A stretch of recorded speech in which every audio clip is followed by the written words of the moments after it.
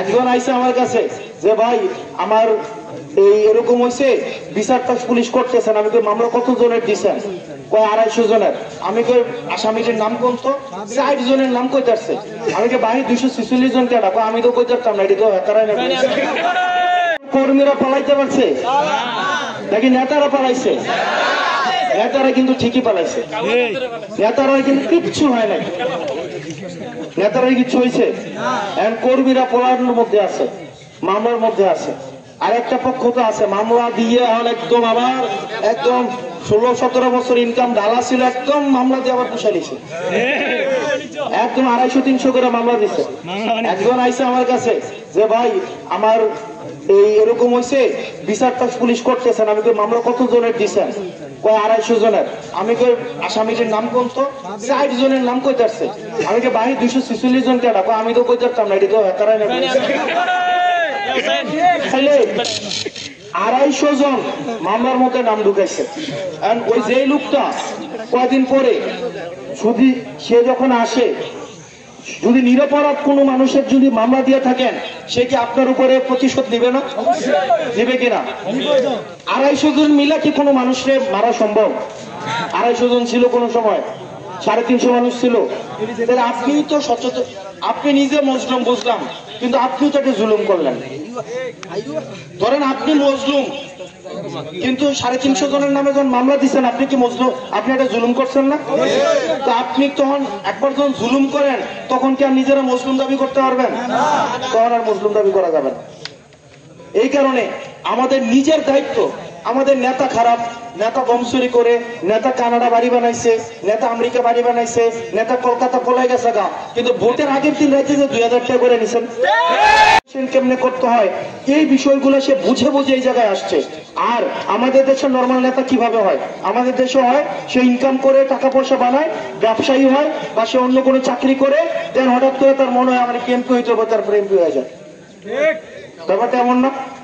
খেলোয়াড় থাকে, এটা থাকে, ব্যবসায়ী থাকে, অথবা কেউ সারা জীবন। মাদকের বিস্তার আছে, মাদকের বিস্তার আছে। আপনারা সামাজিক ভাবে ঐক্যবদ্ধ ভাবে মাদককে নির্মূল করতে হবে। এই যে আমার মা একটা আমাদেরকে একটা গল্প বলতো, আপনার কামারওয়ালা আছে না ভাই? দেবিদ্দারের বাসায় কোন? ধরেন কামারওয়ালা, দেবিদ্দারের বাসায়, দেবিদ্দারের বাসায় তো কইতাছি, আরো সুন্দর করে মানে কামারওয়ালা বুঝেন তো?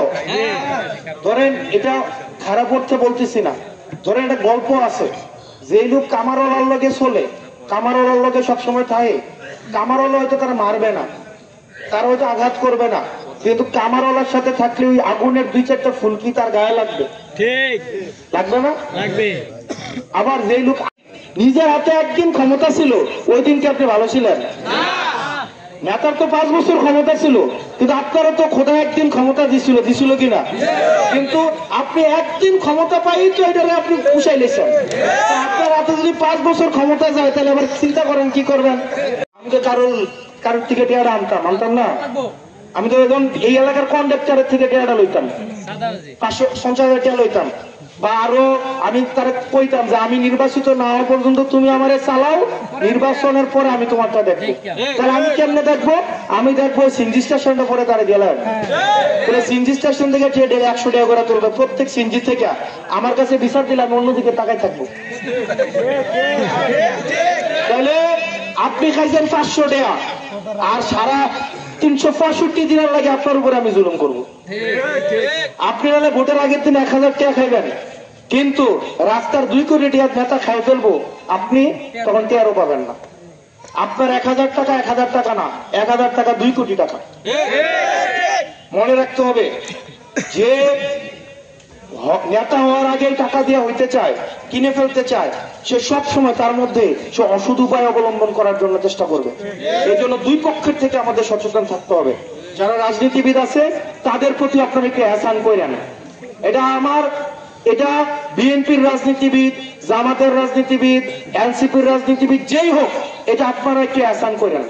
আপনারা কাউকে টাকা পয়সা খরচ করতে দিবেন না, কেউ যদি টাকা পয়সা খায় তাকে প্রতিরোধ করবেন। আমাদের ভাই তৌফিকও নাই, আমরা দিতেও পারবো না। আমি ওই দিন বলছিলাম, মনে আছে মাওলানা ভাসানী বলছিল পশ্চিম পাকিস্তান রে যে সালাম আলাইকুম, বলছিল না? সালাম আলাইকুম।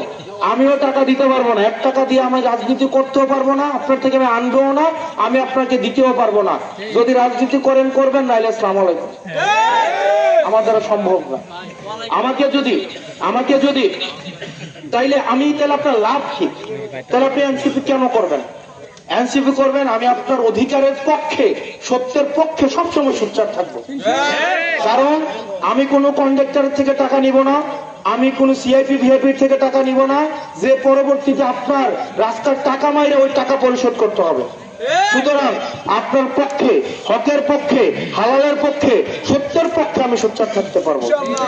এই কারণে আমি সত্যের পক্ষে কতটা থাকতে পারি না না পারি, এটা আপনারাও আমাকে সহযোগিতা করতে হবে। আমি যতই সত্যের পক্ষে থাকতে চাই, দিন শেষে এটা সম্ভব হবে না। আল্লাহ যদি যোগ্যতা দেয়, নেতা পদ পাইলে যে মানুষের সেবা করতে পারে বিষয়টা এমন না। যারা সেবা করার, তারা পদ না পাইলেও পারে, তারা পাইলেও পারে। আর যারা পারে না, চেনা বামনের ফইতা লাগে না, পয়সা দিলে বামন হওয়া যায়, ব্যাপারটা এমন না। যারা বামন এমনি বামন। এই কারণে আপনারা যারা আছেন, আমরা যারা রাজনীতিবিদ আছি, আমরা যেন রাজনীতিটা সহজভাবে করতে পারি। তাহলে যেই জিতুক না কেন আপনাকে ভয় পাবে, কারণ আগামী বছর তো আবার আপনার কাছে আসতে হবে। আগামী বছর আপনার কাছে আসতে হবে না, 5 বছর পরে তো সে আবার আপনার কাছে ধরা।